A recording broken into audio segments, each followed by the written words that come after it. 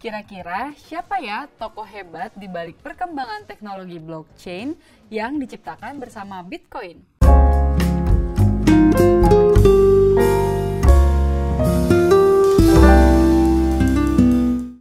Hai semua, kembali lagi bersama Salsa di Indodax Academy, di mana kalian bisa belajar mengenai blockchain dan trading aset kripto. Untuk belajar lebih banyak, jangan lupa kunjungi website indodax.academy ya. Di episode ke-46 ini, Salsa akan membahas tentang sejarah dan tokoh di balik perkembangan teknologi blockchain. Beberapa tahun belakangan, pasti kalian sudah banyak mendengar mengenai istilah teknologi blockchain. Blockchain terdiri atas dua kata, yakni block yang artinya kelompok dan chain yang artinya rantai. Hal ini mencerminkan cara kerja blockchain yang memanfaatkan sumber daya komputer untuk menghubungkan blok-blok untuk mempermudah proses eksekusi dari transaksi. Sekarang kita masuk ke sejarah singkat blockchain.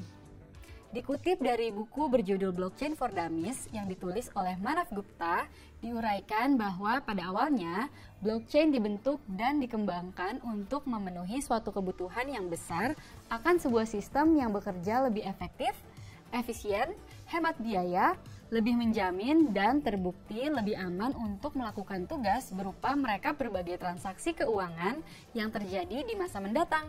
Ide tentang penggunaan blockchain sendiri dibentuk pada tahun 1991, di mana pada saat itu terdapat dua penulis, yaitu Stuart Haber dan W. Scott Stornetta, yang menerbitkan sebuah jurnal yang berjudul Journal of Cryptography, How to Timestamp a Digital Document. Adapun tokoh di balik teknologi blockchain yang diciptakan bersama Bitcoin dikenal menggunakan nama samaran sebagai Satoshi Nakamoto. Pada tahun 2009, Nakamoto, seorang tokoh misterius, menginginkan sarana terdesentralisasi, permanen, dan dapat digunakan publik untuk merekam pembuatan dan distribusi setiap Bitcoin.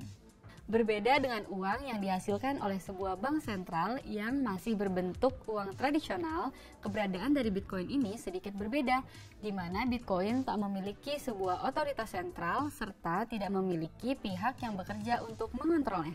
Meskipun Nakamoto merancang blockchain sebagai buku besar publik, tidak lama kemudian blockchain yang didukung izin yang dikendalikan oleh perusahaan atau grup tertentu, blockchain legal ini digagas oleh Nicholas Weber, peneliti senior di The International Computer Science Institute. Perusahaan tersebut juga menggunakan blockchain untuk melakukan berbagai hal seperti mengelola informasi farmasi, melacak pengiriman barang, dan melacak asal-muasal makanan.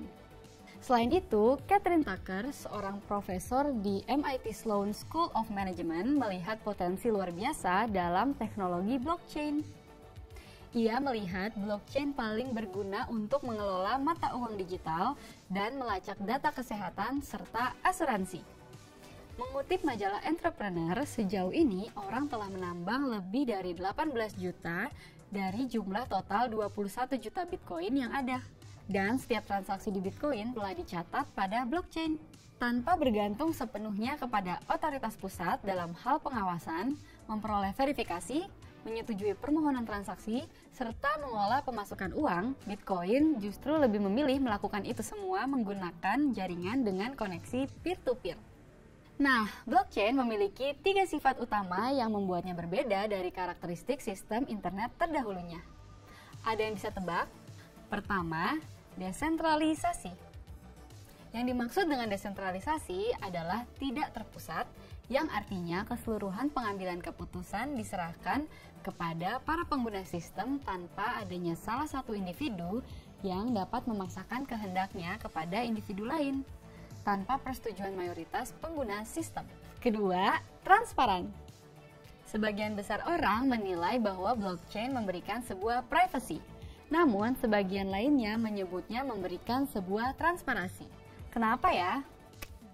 Jadi, hal ini dikarenakan identitas seseorang akan otomatis disembunyikan oleh blockchain dengan menggunakan cara kriptografi yang berbentuk sangat kompleks.